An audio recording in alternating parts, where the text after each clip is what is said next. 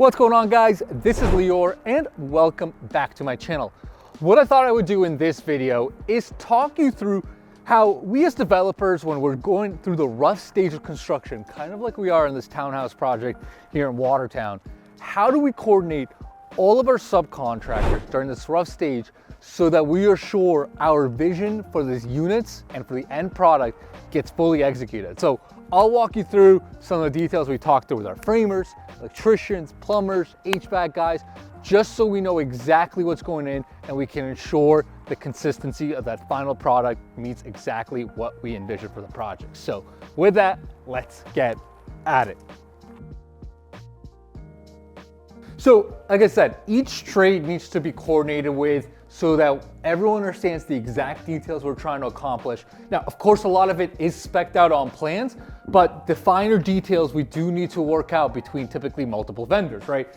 And if we start in the kitchen area, right, let's start right with the plumbing. And the plumbing, we usually need to coordinate with our kitchen vendors, right? Because even though, of course, the plans show where the kitchen goes, the exact layout we usually work out with our kitchen vendors very early on. We spec out exactly where the sink's gonna go, where the dishwasher's gonna go, where all the different appliances. So once we have those plans from our kitchen vendor, we make sure that the plumber and those plans are aligned. So for example, in this particular unit, there's gonna be a nice big island with your main kitchen wall. So the plumber's got those plans and knew exactly where to plumb in the sink, the dishwasher. There's gonna be a fridge, right, with a fridge that's gonna have a water line. So all those details need to be spec'd out. Of course, there are other details that the plumbers do in themselves. They're gonna run their own stacks. But again, there's a lot of detail. It's usually in the kitchen, also in the bathrooms, which I'll show you once we go upstairs, where we gotta tell the plumbers, hey, we wanna do a dual vanity. The vanity is gonna be set, each vanity, the sink is gonna be centered. They gotta know all these details as they start plumbing in for their rough.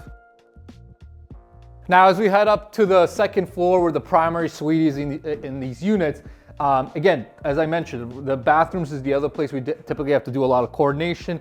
Again, they obviously on the plans, the plumbers know generally there's gonna be showers, there's gonna be vanities, there's gonna be a toilet, but we wanna work out with the plumbers, for example, like I said, dual vanity, right? We're doing a dual vanity here with the plumbers. We want to spec out the exact size that they're going to put in, make sure that, as I said, the sinks are centered with the vanity. We got to spec out that vanity early on to make sure that the plumbers know exactly what they're plumbing for. So all that needs to be coordinated. And then the other thing too is, since we're in the primary suite, is from a framing perspective, right? A lot of the framing stuff generally, for the most part, is basically spec'd out in our structural plans. There's not a whole lot of extra creativity, but there are some things that we do need to make sure are done so our vision is met. So in the primary ensuite, actually, you can see here that the framing for the master shower right here is actually a little bit recessed. That's because we asked the plumber, the framer, to frame that in this manner so that we're gonna have a fully curbless shower, right? There's gonna be no curb built in. The glass is gonna go right to the floor, and hence that's why they recessed the framing for the shower. So that needs to be talked about with the framer as they're on site. But again, most of the details with framers typically are going to be spec'd out in the plans, and they just need to follow what's already been drawn out by our architects and engineers. Now, from an HVAC perspective, one of the things that we do with our HVAC sub is early on, we want to map out exactly where he thinks the duct work is going to go and where our soffits are going to be, right? So obviously we have a mechanical room, you can see that behind me, that's where the actual handler goes, but then we still have to map out what are the most strategic locations for the ductwork so that we're getting the best feel for the room, right? We want to put our ductwork and soffits in strategic locations where they're going to be minimally intrusive, and still give nice feel to the finished space.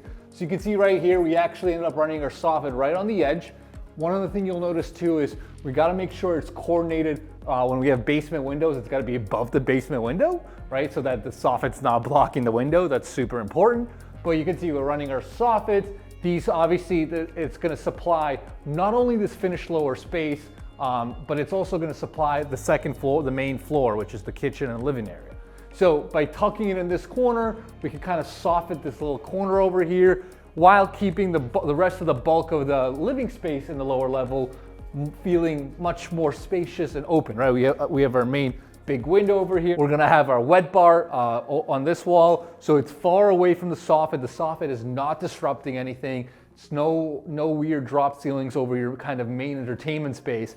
And that's kind of the strategy, right? Is we wanna make sure we're tucking it away in the best possible locations so that, again, the space has minimal intrusions on it and it still feels as good as it can possibly feel.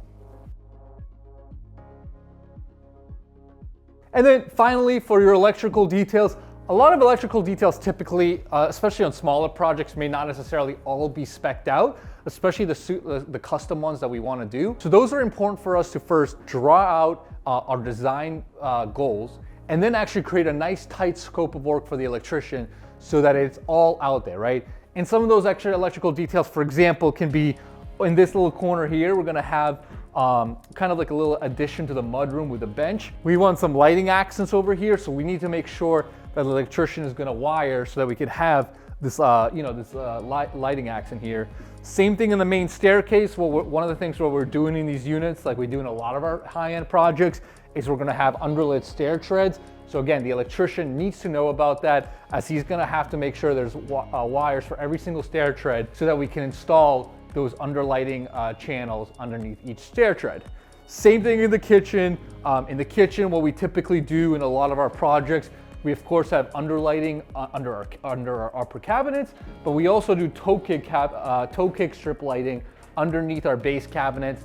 I think it's an awesome touch. People love it, right? Because it gives you extra lighting, and especially in the evening time when you don't have all your lights open, it's a nice little touch. But all of that needs to be spec'd out cleanly so that the electrician knows where to run his wiring, right? For the base cabinets, he's gonna need to know the plans on the island. He's gonna need to know the base cabinets on the main kitchen wall.